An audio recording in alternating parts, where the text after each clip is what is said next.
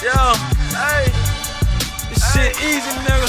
Hey, all I'm talking about, nigga, I'm still out here trying to get it. Contender regime, boxing, checking back in with y'all. Man, what's going on? What's happening?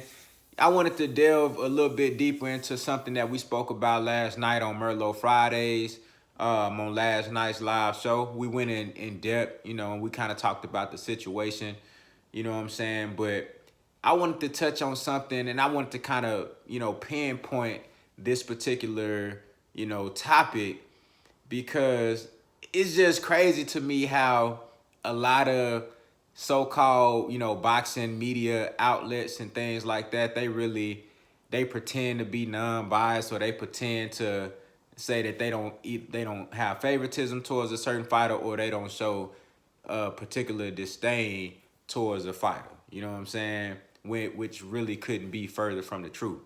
You know what I'm saying? It's a lot of sneak dissing and a lot of fake love going on.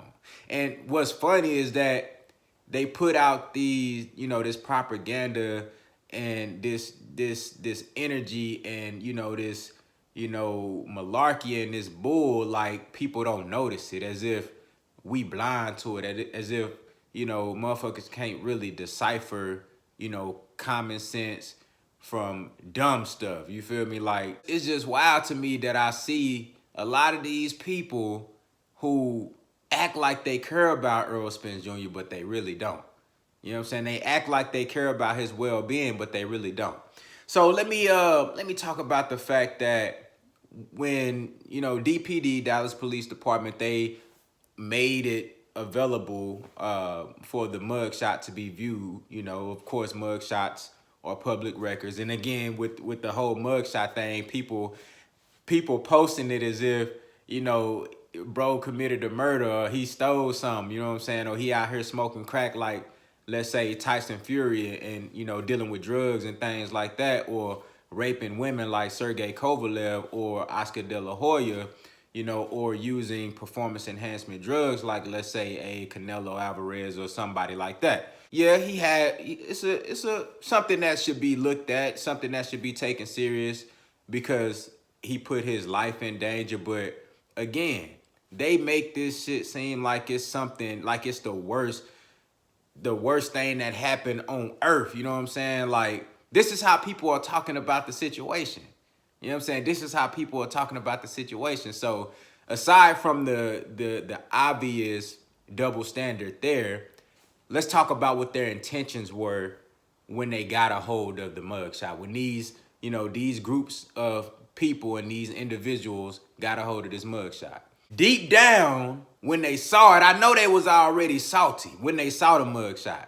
Because up until this point where we actually saw what Errol Spence looked like, when he was released from the hospital, because I believe that this situation, maybe he was either released from the hospital because it looked like he had some stitches. You know what I'm saying? So I'm thinking that they took this picture once he was actually released from the hospital. That's what I'm thinking.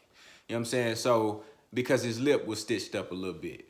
You dig what I'm saying? So, up until this point, we hadn't seen like an immediate photo after the accident like that. So people was running with Errol Spence Jr. detractors and naysayers. They were running with their own little narrative saying that Errol Spence is never gonna box again.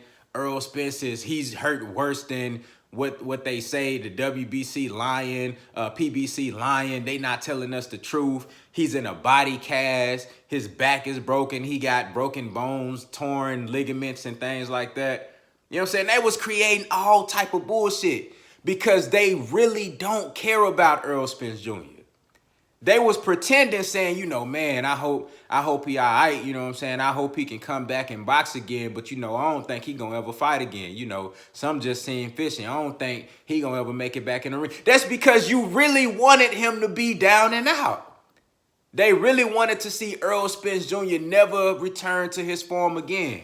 They really, when they saw that mugshot, they was hoping to see big, deep-ass gashes. They was hoping to see, big, deep scar tissue that could easily be reopened with a punch inside of a boxing match. You know what I'm saying? They was hoping to see a neck brace. They was hoping to see Errol walking with a cane. They was salty at the fact that he actually was standing up taking the mugshot. They salty at the fact that bro just got some carpet burn on his face. Some little ass scratches that's gonna heal up. By now, I bet you that most of that shit already healed up. By now, at least because it's really just external skin abrasions. That's really all it is. Just like the report said, bro had lacerations to the face, cuts, scrapes and scratches to the face. He had some dental shit going on where he might have had some chipped teeth or a missing teeth or a broken teeth. Because you can see that he obviously landed on his face where he, was ejected from the car, probably landed on his face and slid on the ground, on the concrete, scraped a lot of skin off his face. Probably hit his jaw at the same time, so some teeth probably came out. That's why his jaw a little swollen. Anytime your teeth get knocked out or your shit, anything happen with your teeth is going to irritate the gums, which is going to cause swelling in the jaw area. You know what I'm saying? Everything the report said based off of that mugshot, it checks out.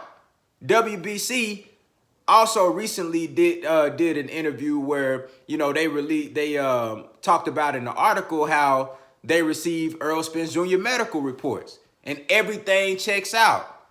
Why would they lie about a situation like this? Knowing that at some point you gonna have to show Errol Spence. Why would they lie about this knowing that you gonna have, at some point we gotta see Errol Spence? You can't what's the benefit of lying about this? You know what I'm saying? He gotta fight. If what you saying is true, he gotta come back and fight. He gotta show himself. So why would you lie about this? You know what I'm saying? But the reason people made those narratives was because deep down, they didn't want to see Errol Spence return back to the ring. They did not want to see him healthy and standing up on his own and healing. You know what I'm saying? They didn't want to see that. They was hoping for the worst. It's still people to this day, if you look at the comments, people are videos about that mugshot, people talking about, they trying to make it seem like worse than it is. Oh man, he looked bad. He looked messed up. Nah, you just hope that he would look more messed up than what he was. Like I said, man, on Merlot Fridays, if you tell me that if I must go through an accident like that, and that's how I'm gonna come out, I'm with it. I'm with it. If I have to experience this accident and you give me the option to come out looking like Errol Spence or paraplegic or something like that or dead, if you give me the option to look like what Errol Spence looked like right now, I'm taking that 100% of the time. Come on, dog. Boys, that shit backfired on them, dog.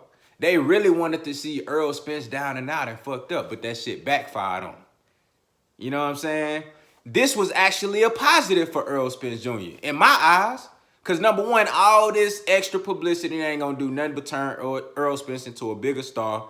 It ain't going to do nothing but turn Earl into a superstar, a household name. When he come out and do his exclusive interview, telling the people about it, answering all these questions, that shit ain't going to do nothing but raise his profile. So when his next fight, I don't give a damn, he can fight your ass. You know what I'm saying? He can fight you. That shit going to sell 1 million. That shit going to get millions of views. If they do pay-per-view, it's going to do over 500,000 pay-per-view buys. You know what I'm saying? And he going to get paid $5 million plus to do it, $10 million plus to do it. You know what I'm saying? This ain't going to do nothing but raise the profile of Errol Spence Jr. And they hate that. And they know that. They know that. As soon as they seen that mugshot, they was like, damn, say it ain't so. But he look all right. He going to recover.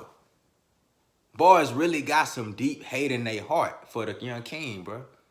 They really got some hate in their heart for the young black king, bro. They don't want to see a young black king like that succeed, turning up, living life, having fun, being able to bounce back from a dire mistake and learn from it and come back and be able to double up and be better than he was before. They don't want to see that. They was hoping that it was over for Errol Spence Jr. But it backfired on him. It backfired on him. You see all these people posting the mugshot and all this. They was hoping that this was going to be negative publicity.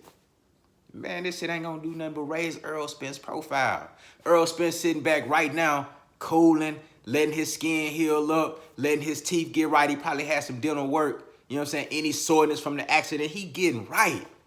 When he come back, though, bro gonna be bigger than ever.